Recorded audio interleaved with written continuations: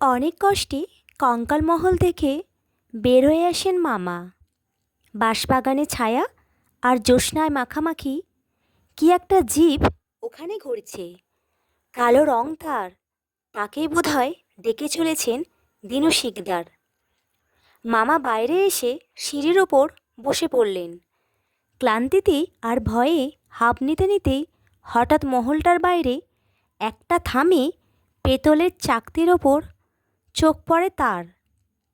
থামের গায়ে সাঁটা উল্টে গিয়ে মামা দেখলেন চাঁদের আলোয় স্পষ্ট লেখা রয়েছে ইংরেজিতে সায়েন্স ল্যাব, তারপর সাহেবদের নাম লেখা। এ তাহলে ল্যাবরেটরি? কঙ্কাল থাকবে না কেন? এতক্ষণ তাহলে কী সব কথা শুনলেন আবিল্লাল? তার আশ্চর্য লাগছিল।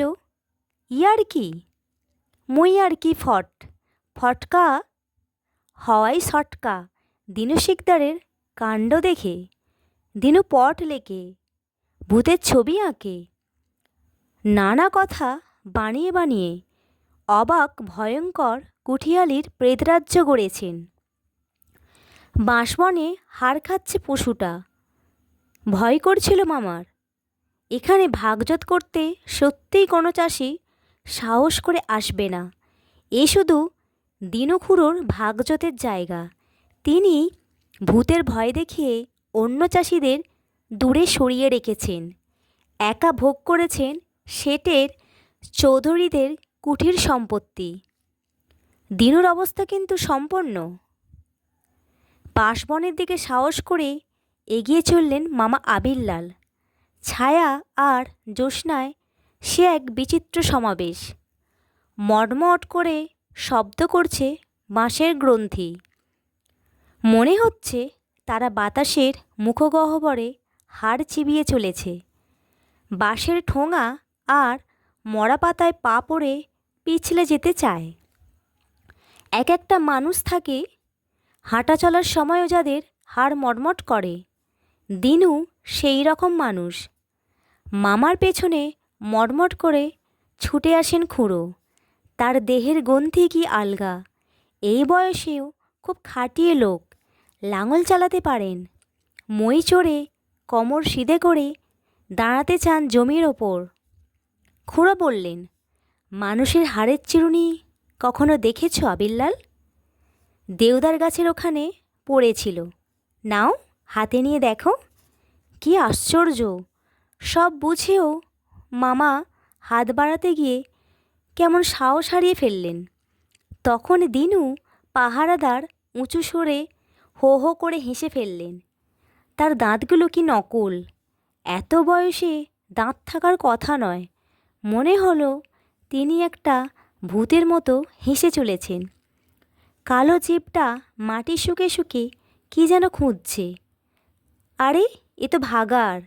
হাড় খুঁজছে নির্ঘাত। ওটা তাহলে কী ধরনের প্রাণী? খুড়ো বললেন, লোম আছে, কাছে এলে মানুষের হাড়ের চিরুনি দিয়ে ওর গা আঁচড়ে দিই বাবা। পশুটা আনন্দ পায়। আর সাহস হলো না মামার। এখানে সব কেমন উল্টোপাল্টা হয়ে গেছে। গোচিনের গায়ের লোম আঁচড়ে দেওয়া হয় মানুষের হাড়ের চিরুনি দিয়ে। ভাবলেই গা কাঁটা দিয়ে ওঠে। পশুটা নিশ্চয়ই খুব ভীরু, কাছে আসতে চাইছে না। মামা একটা দুর্বোধ্য ভয়ে চিৎকার করে উঠলেন। সেই শব্দে গোচিন পালাতে পালাতে ভেউ করে কেঁদে উঠল।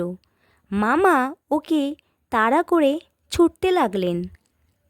মামা বসেছিলেন দক্ষিণ কলকাতার এক বন্ধুর ফ্ল্যাটে। বন্ধুর পত্নী একজন বড় আমলা। তার গাড়ির গ্যারাজের পাশ দিয়ে দোতলার ওঠার সিঁড়ির মুখের দেয়ালে প্লেটে সুন্দর করে ইংরেজিতে লেখা, কুকুর হইতে সাবধান। কুঠির কুকুরটা ছিল পথের কুকুর। খিদের জ্বালায় ওই ভাগাড়ে পুরনো হাড় খুঁজে খেতে এসেছিল। তেড়ে ধরতে না পারলেও মামা ছুটতে ছুটতে একসময় বুঝতে পেরেছিলেন ওটা নিতান্তই ক্ষুধার্ত শীর্ণ কুকুর, রোগা অসহায়। পথে পথে তার জীবন কেটে যায়। কলকাতার বন্ধু থাকেন প্রকাণ্ড উচ্চ সৌধে, এত বড় ফ্ল্যাটে, আর চারিদিক শোভাময়, দেয়ালে লক্ষ টাকার চিত্র টাঙানো। একটি ভয়ঙ্কর হিংস্র কুকুরকে সঙ্গে করে নিয়ে এসে দেখা দিলেন মিসেস ঝাঁ। তার বাংলা উচ্চারণে কেমন ইংরেজির মতো গন্ধ মাখানো, শ্বাসাঘাতে ইংরেজির মতো জরিমা। কুকুরটার গায়ে হাত বুলিয়ে দিতে দিতে একটি ফটিক শুভ্র পাথরের দামি প্লেট ভর্তি করা সাদা শাক আলুর খাবার নিয়ে এগিয়ে দিলেন। তার স্বামী বড় ব্যবসায়ী। কলকাতার বুকে তিনি বস্তি উঠিয়ে দিয়ে ইমারত তৈরির ব্যবসা করেন, মানে প্রমোটার। মামার বন্ধু হওয়ার কথা নয়, বিশ্ববিদ্যালয়ে একসঙ্গে পড়েছেন। সামান্য একটা কথা জেনে নেওয়ার জন্য এসেছেন মামা, কিন্তু লোকটা যে এত ধনী তা তিনি জানতেন না। স্ত্রী বাঁ হাতে চিরুনি ধরে মাথার চুল আঁচড়ে নিতে নিতে অকারণে হেসে মামাকে দৃষ্টি দিয়ে আপ্যায়ন করলেন।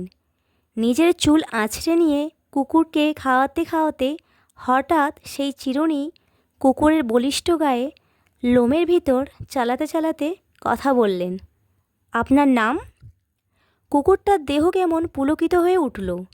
চোখ তুলে মামার চোখে জ্বলন্ত দৃষ্টিক্ষেপ করল কুকুরটা। প্রাণীটার লেজ আগুনের ঝাঁটার মতো লেলিহান। মামা আশ্চর্য ভয় পেয়ে লক্ষ্য করলেন, এ নির্ঘাত গোভূত, হাড় খায়।